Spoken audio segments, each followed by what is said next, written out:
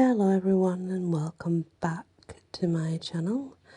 It's Wisteria here and so this is a Cinderella story, but it's called Rushan Coatie and it is English, but I don't know the date because if you will go back previously we've had Mossy Coat, which was another version of Cinderella. So we shall see. There was once a king and queen who had a bonny girl, but the queen died, telling the girl on her deathbed, "My dear, after I am gone, there will come to you a little red calf, and whenever you want anything, speak to it, and it will give it to you." Now, after a while, the king married again, an ill-natured wife with 3 ugly daughters of her own, who hated the king's daughter. So they took all of her fine clothes away from her and gave her only a coat made of rushes. They called her Rushan Coatie and made her sit in the kitchen nook amid the ashes. When dinner time came, the nasty stepmother sent her out a thimbleful of broth, a grain of barley, and a thread of meat, and a crumb of bread. But when she had eaten this, she was just as hungry as before. So she said to herself, "Oh, how I wish I had something to eat." Just then, who should come in but a little red calf?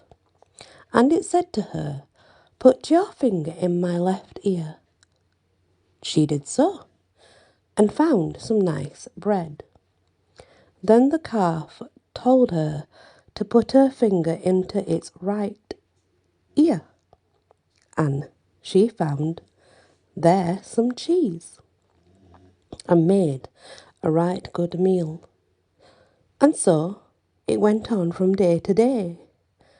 Now the king's wife thought Rushan Coatie would soon die from the scanny food she got, and she was surprised to see her as lively and healthy as ever. So she set one of her ugly daughters to watch at mealtimes. The daughter soon found out that the red calf gave food to Rushan Coatie and told her mother. So her mother went to the king and told him she was longing to have some meat from a red calf. Then the king sent for his butcher and had the little calf killed. When Rushan Coatie heard of this, she sat down and wept by its side. But the dead calf said, "Take me up, bone by bone, and put me beneath the grey stone. When there is aught you want, tell it to me, and that I'll grant."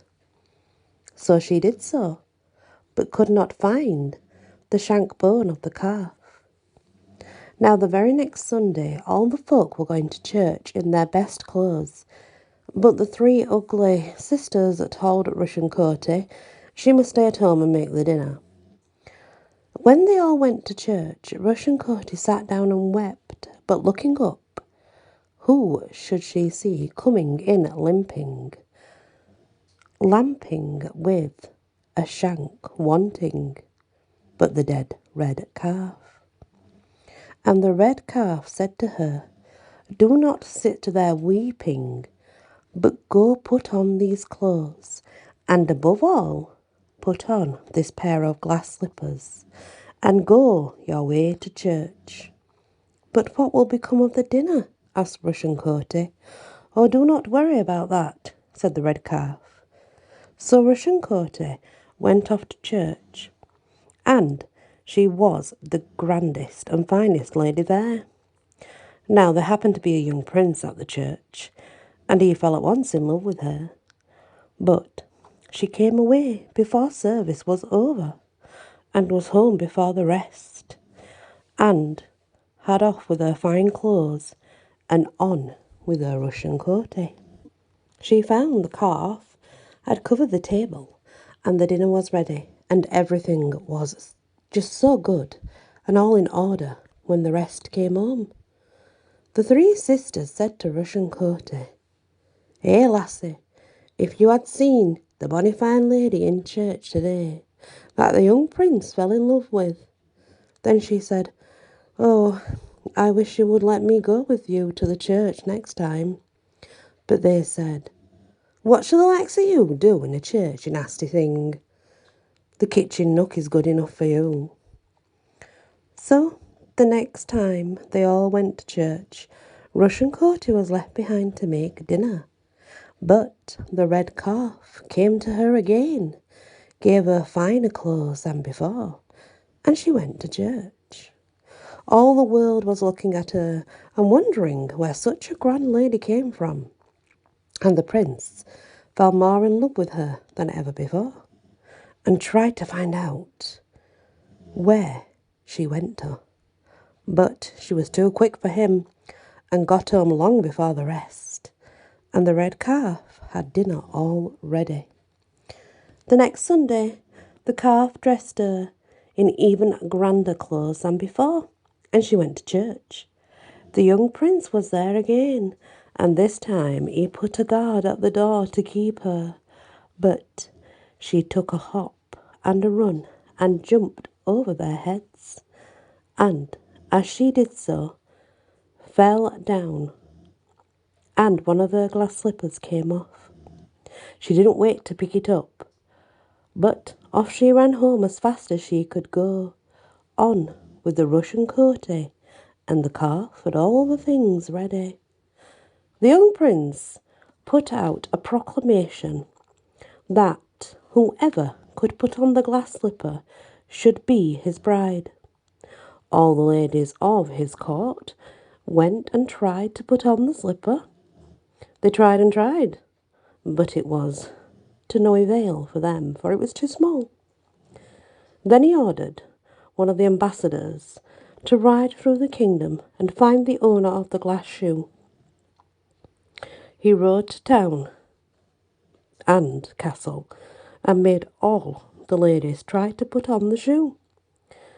Many a one tried, they really did try to have a go at it, but none of them it fit. It wouldn't do. And many a one wept because she couldn't get on the bonny glass shoe. The ambassador, he made a nod. On and on he went. On and on again he went. Till alas, he came to a house where there were three ugly sisters. The first two tried it on and it wouldn't do. And the queen, mad with spite, hacked off the toes and heels of the third sister.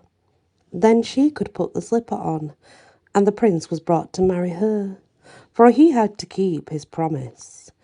The ugly sister was dressed all in her best, and was put up behind the prince on horseback, and off they rode in great gallantry. But ye all know, pride must have a fall, for as they rode along, a raven sang out of a bush, and sing did he, hacked heels and pinched toes, behind the young princess rides. But pretty feet and little feet behind the cauldron besides. "What's that the birdie sings?" said the young prince. "Nasty lying bird." And the stepsister said as she gave it the evil eye, "Never mind what it's singing." But the prince looked down and saw the feet dripping with blood, and he rode back and put her down. Then he said, "There must be someone that the slipper has not been tried on. There just has to be." "Oh no," they said. "There's definitely no one else." "Well," There's a bit of dirty thing in the kitchen, if you want to see that. She's in the nook. She wears a Russian coatie. The prince was determined to try it on Russian coatie, but she ran away to the grey stone, where the red calf dressed her in her bravest and most beautifulest dress. And then she went to the prince, and the slipper jumped out of his pocket onto her foot, fitting her without any chipping or parting. So the prince married her the very next day, and they did live happily ever after. The end. Well, I guess that's another version of Cinderella. I think that's like the fourth one that we've heard. Still, it's quite different though, in a way. It has different things in it. It's quite interesting how they changed it. And if you notice, they changed it from a ball, which I think that the first one was like 1920s maybe, and this one's more, I think, 1970s, and now it's a church. So, yeah, I find that very interesting that that's been changed. Makes sense considering the timeline, but yeah. Anyway, guys, hit that like, share if you can, and if you've not yet subscribed, please consider doing so. Many blessings.